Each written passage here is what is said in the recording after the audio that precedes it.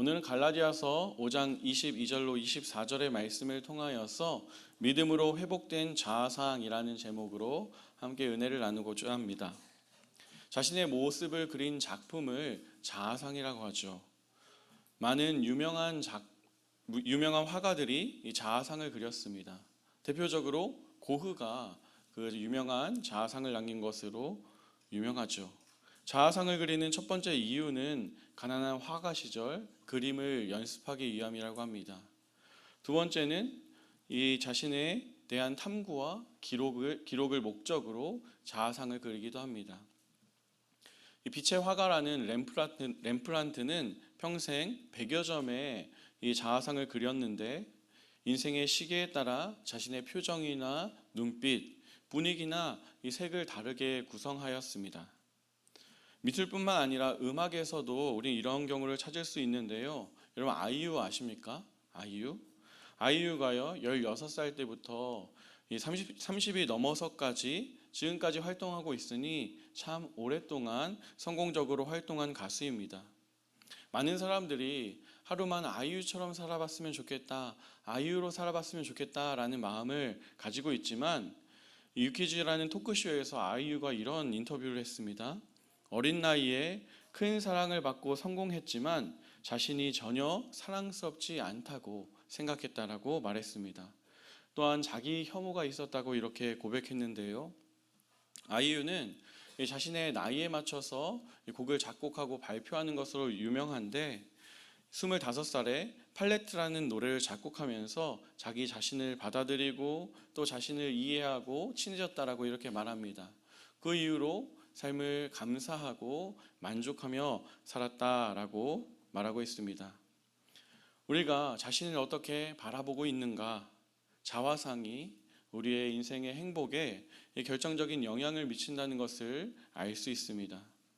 제가 청년들이 다니는 학교로 찾아가서 학교 앞 신방을 할 때가 있습니다.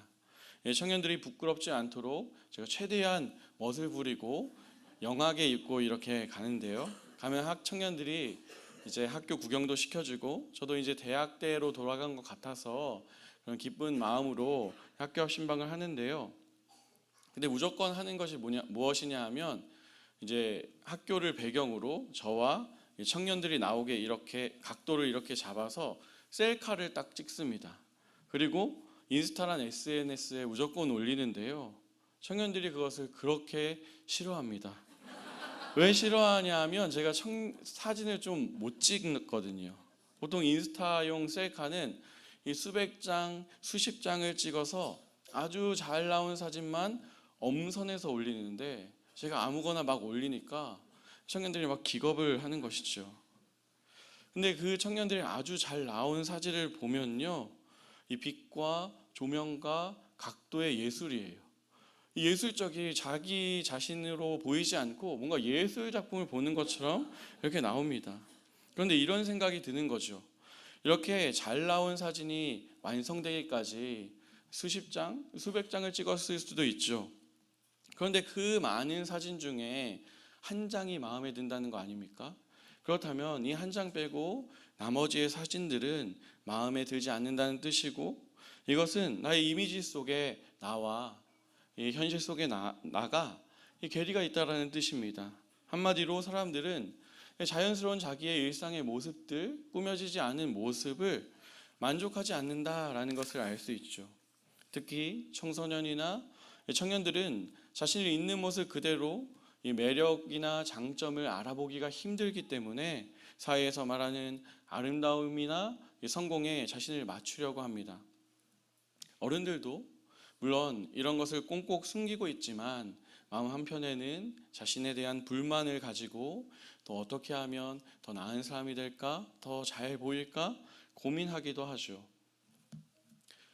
우리 사회를 정의하는 여러 가지 말들이 있는데 그중 하나가 혐오 사회라는 말입니다. 예전에는 갈등이라는 단어로 표현하기 충분했는데 이제는 사회 현상을 갈등이라는 단어를 넘어섰습니다. 성평등의 문제라든지 이념 갈등은 이제는 서로 다른 이들을 혐오하기까지 이르렀습니다.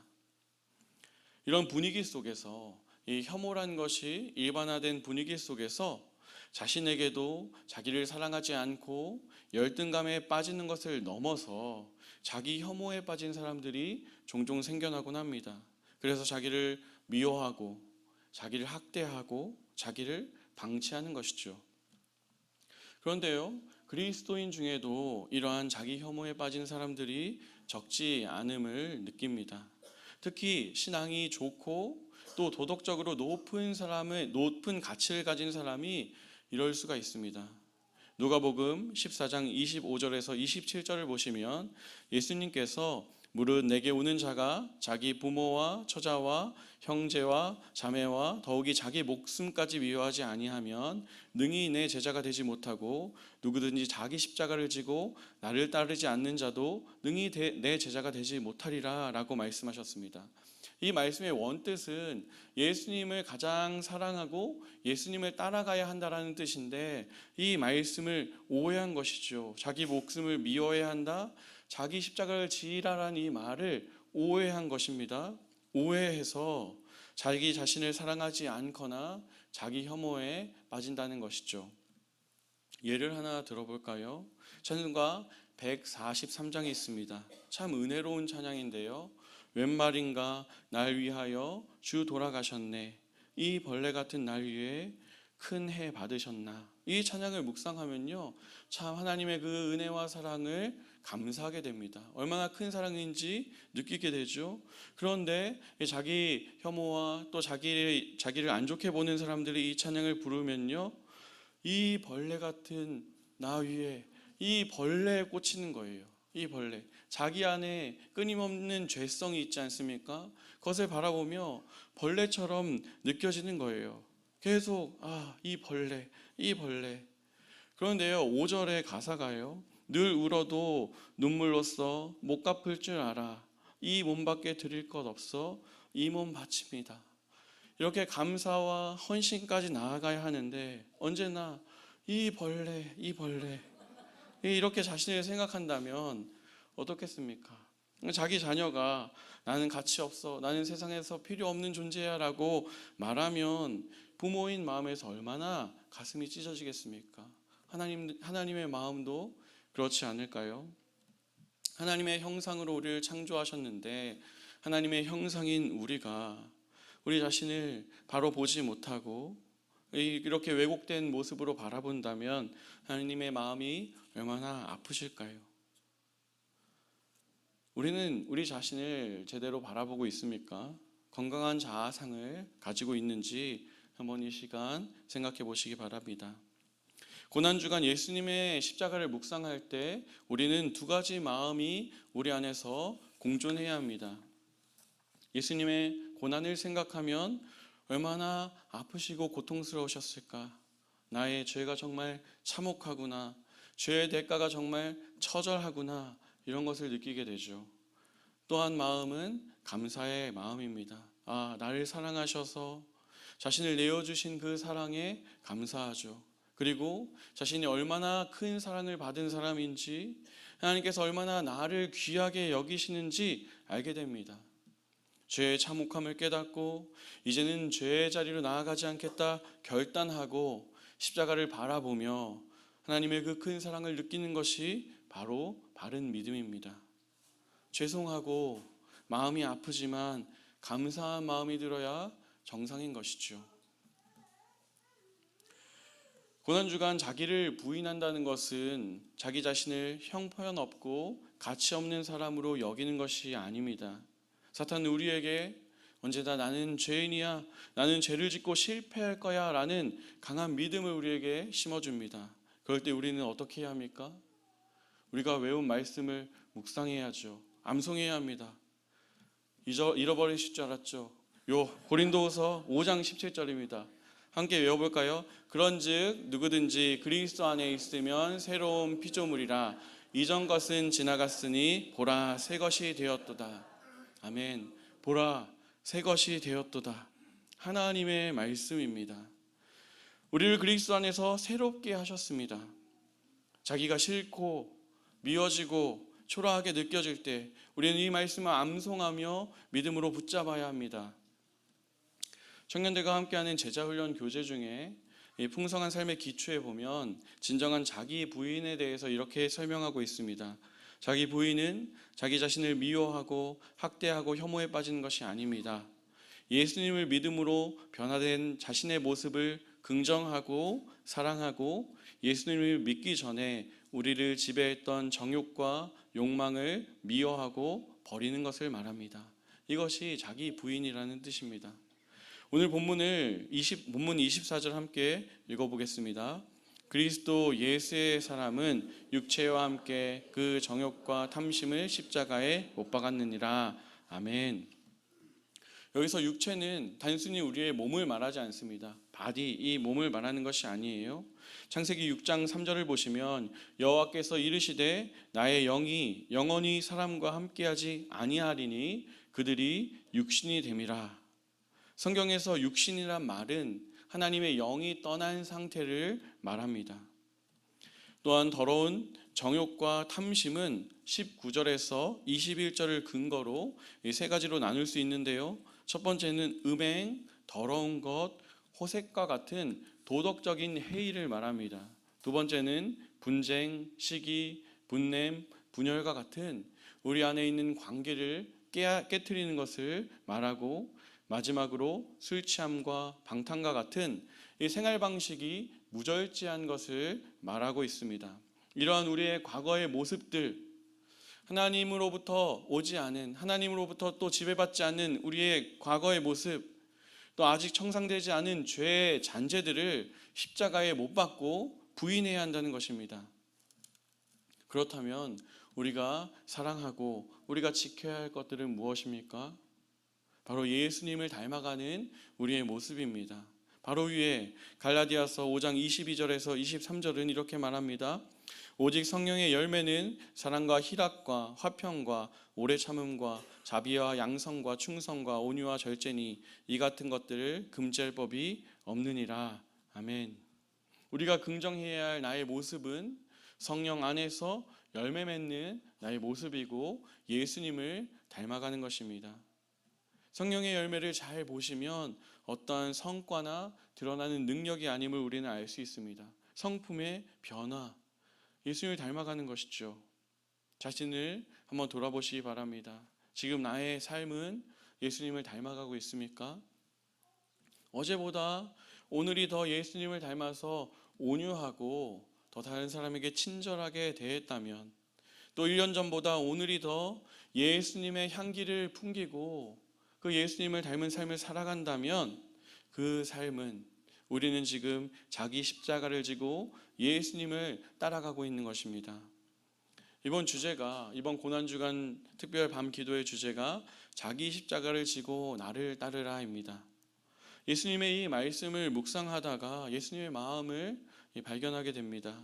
제가 느끼는 예수님의 마음은요, 나를 계속 따라오라고 말씀하시는 것입니다. 그 길이 참 힘들고 십자가를 지는 것 같은 고통과 희생이 있지만 계속 나와 함께 가자, 나를 따라와라, 나와 함께 이 길을 걷자 라고 말씀하시는 것이죠.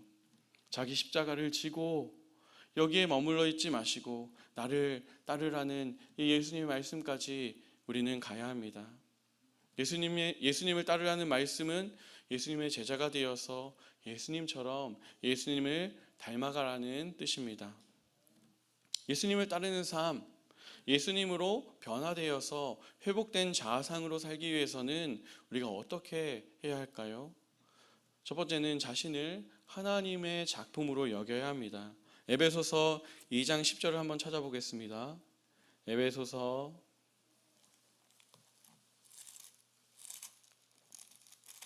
2장 10절입니다.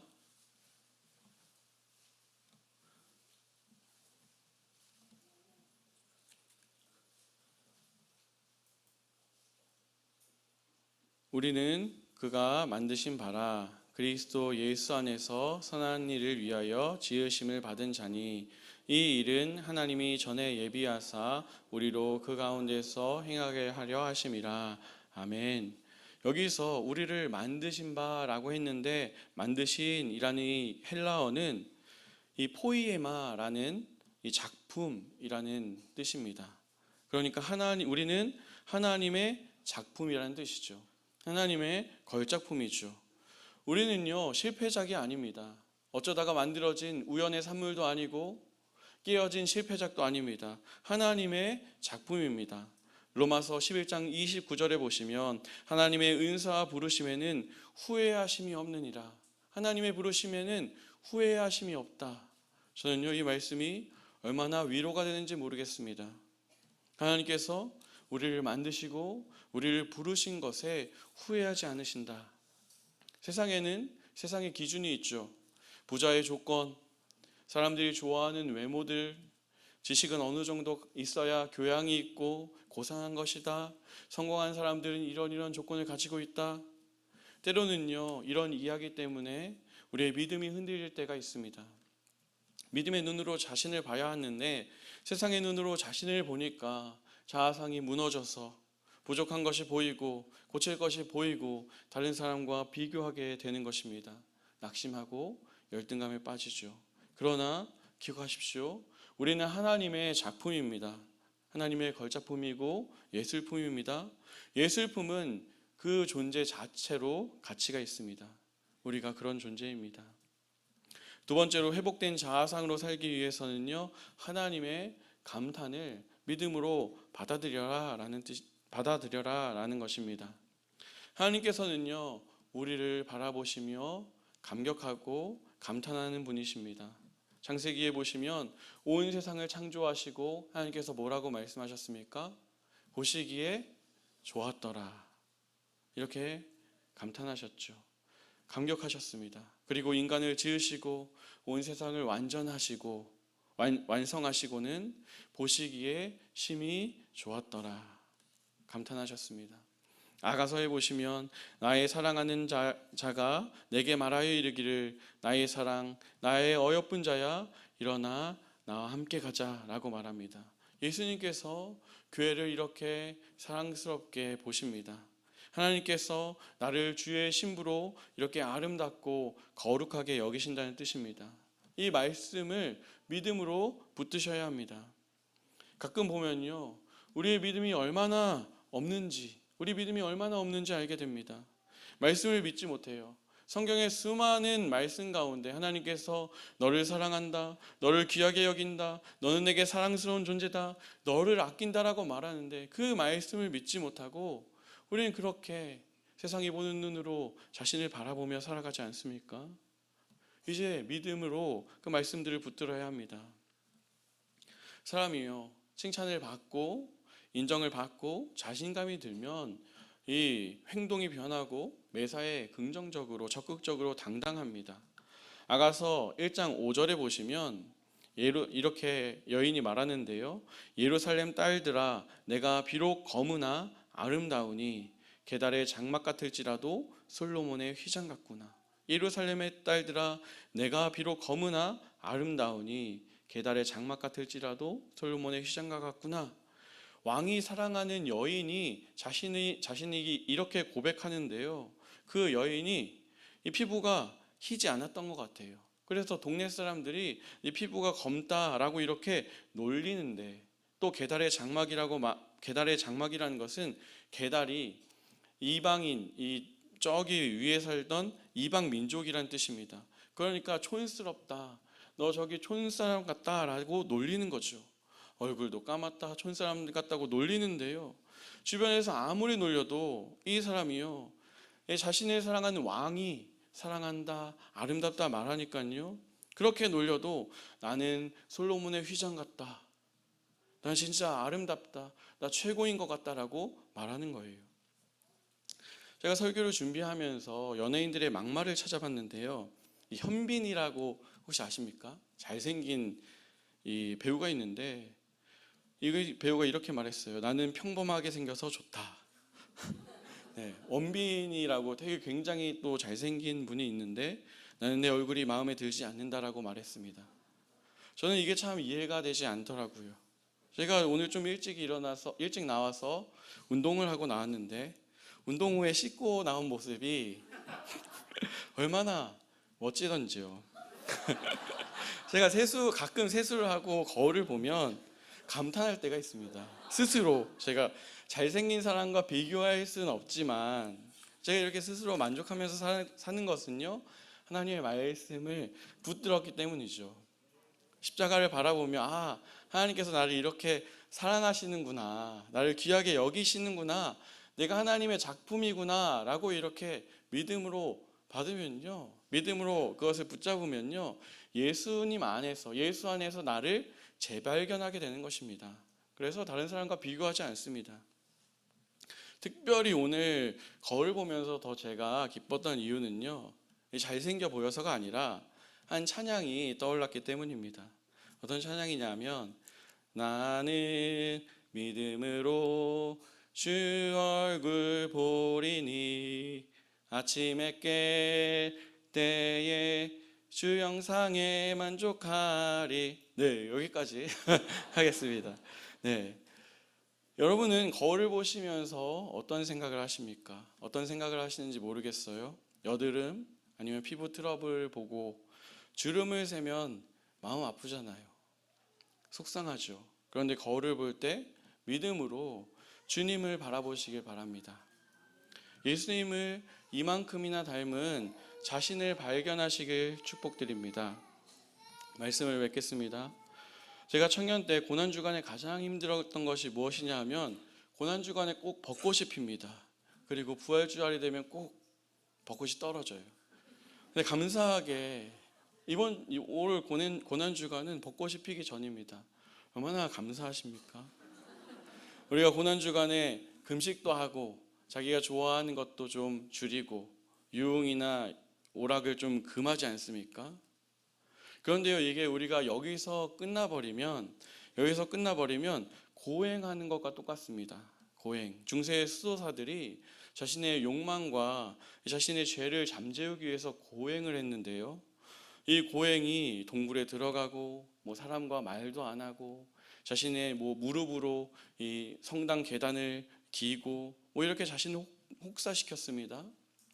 작은 형제를 만들고 성인이라고 추앙받는 성 프란치스코라는 분이 있습니다. 이 사람이요, 자신의 욕망의 마음이 들면 장미밭에 밤에 뛰어가서 옷을 벗고 장미밭에 뒹굴렀다고 합니다. 얼마나 끔찍합니까? 그런데 그렇다고 욕정이 없어지는 것이 아니잖아요. 고난주간 우리의 삶이요, 그저 이렇게 고행으로 끝나는 것이 아니라 자기 십자가를 지고 나를 따르라, 내가 간 길 함께 가자, 나를 닮아가라 라고 말씀하시는 그 주님의 음성을 듣는 시간이 되길 소망합니다.